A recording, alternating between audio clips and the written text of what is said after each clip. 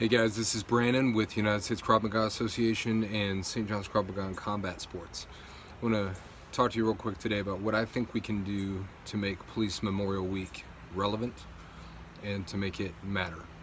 Because right now I feel like Police Memorial Week has largely become a series of feel-good events, of parades, of demonstrations. We all put up the badge on our Facebook profiles, and that's cool. I think it's really good that we show that support and that we honor those who have fallen. But I want to make it matter in a different way. I would like to see it matter in a way that ends up in fewer officers getting killed in situations where they should have had better odds of survival. We're always going to have officers fall in the line of duty. It's just the way it is. But I want to talk about what we can do to mitigate that number.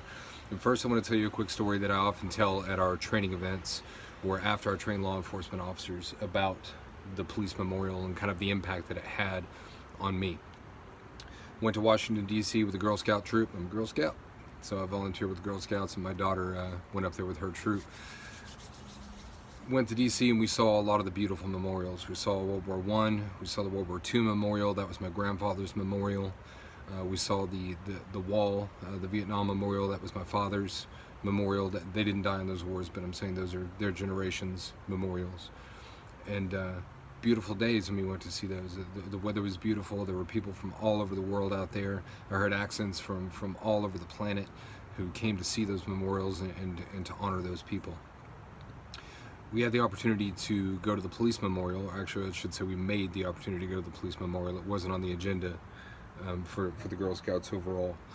But we had to go out of our way a bit. We had to walk. The weather that day was a little bit different. It was a little colder. It was rainy. But we were determined, Jessica and I, that we weren't going to miss that. So we walked over to the police memorial, and as I approached it, I guess I expected a scene similar to what I saw at the other memorials. Expected to see people there honoring the fallen. I was there for about an hour, and I saw no one else. Nobody showed up. Nobody showed up to honor the fallen. Nobody showed up to see the memorial during that hour that I was there. That left me with a pretty bleak feeling. Made me feel a little bit alone in that regard, and it made me realize in a very real way that when officers are fighting on the street to save their own lives, that's exactly how they're going to be. They're going to be alone. There's not going to be anyone there to help them, and it's just going to be them. Now, yeah, can we take a team, can we take a group, a unit to prepare ourselves for that moment when we're alone and we have to face that? Sure we can, but at that moment, odds are we're going to be alone. Apart from letting that feeling depress me, what did I take away from that visit to the memorial? The other memorials, the World War II memorial, the Vietnam Wall, they are finished. They're done. All of the names, all the representation that's going to be made is there. They are finished. The police memorial is a living memorial. What I mean by that is there is a lot of space left for names on that wall. A lot of names will be added to that wall. And we had another USKMA post this week. It was really good, and we talked about kind of keeping names off of that wall. What I think we need to do during Police Memorial Week, what I would love to see happen is, instead of celebrations, instead of parades, instead of demonstrations, instead of Facebook profiles going up, I would rather us host training events. Let's make them free, whatever it is. Let's host some free training events. Let's get that training out there. But I think also we need a paradigm shift in the way that we train police officers, because what we do largely now is we have check boxes. And you'll see this in the academy. We do 80 hours of defensive tactics, or we do 80 hours of physical fitness, and we check that box. And then once we get hired, we do our initial PT test, we do our proficiencies, we do those things. And then depending on what department you're in and how strongly or weakly your department emphasizes training, you're either going to get quality training or you're going to have a check-off list that is kind of done over your career.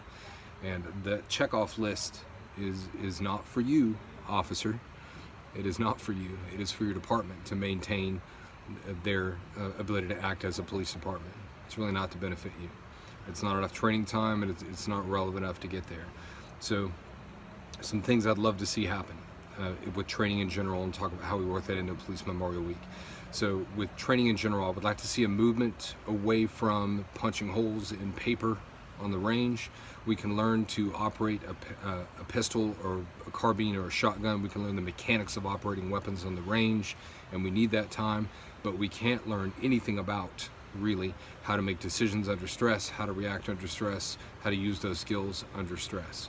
And no, we can't get into a real gunfight on the range. We wouldn't want to, but we can shift the vast majority of our training where I think it needs to be onto reality-based training. I was trained by the great Ken Murray, who were training at the speed of life. Some of the best training I've ever had in my life. He's not a law enforcement guy, but he's a trainer and he knows what he's doing.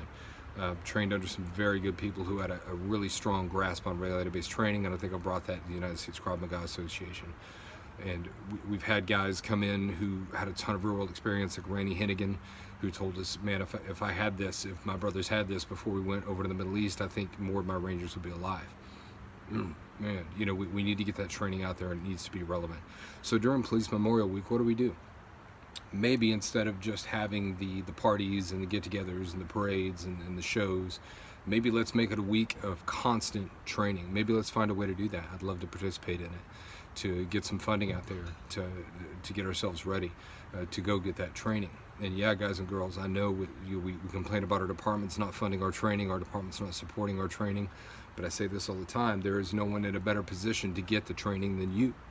There is no one in a better position to save your own life than you. You are your best protector. You are your guardian, first and foremost, and we need to get that through our heads. So what kills police officers? Vehicle crashes. Got to be careful, guys. We just had an officer die this week in a vehicle crash. Sometimes it's our fault, sometimes it's not, but make sure you're wearing your seatbelt, as simple as that seems. Heart attacks, huge killer of law enforcement every year. We know we're in a profession where heart attacks are much more likely to be there. So let's take care of ourselves physically. Every time I see an officer that's 50, 60, 100 pounds overweight, I want to have a heart attack. You know, that's the easiest thing to take care of, is your level of physical fitness and your nutrition, what you're there. And then finally, felonious assaults. You know, not only killed, but seriously injured, maybe even career-ending. So we need to have our training geared in an efficacious way toward preparing us for those moments where we can make decisions. It will result in a safer citizenry because officers will make fewer critical mistakes under stress, and it will result in safer officers because we're going to see problems unfolding before us. We'll be able to act earlier and maybe even prevent that deadly force encounter, or prevent that use of force encounter before it happens. So if we could use Police Memorial Week to organize training events, if it's in DC, if it's in your local gym where you train officers, if it's in your department, let's do that, guys. Let's host some training events. You know, let's make them relevant. Let's get that training out there to the people that need it the most. So in conclusion, what I would love to see happen with Police Memorial Week is for it to become a very relevant source of training and information to go forward and keep fewer officers from dying, keep names off of the memorial wall. That's what I would like to see Police Memorial Week become, and I think that would be the greatest memorial that we could make to those officers who have fallen. Thanks, and stay safe.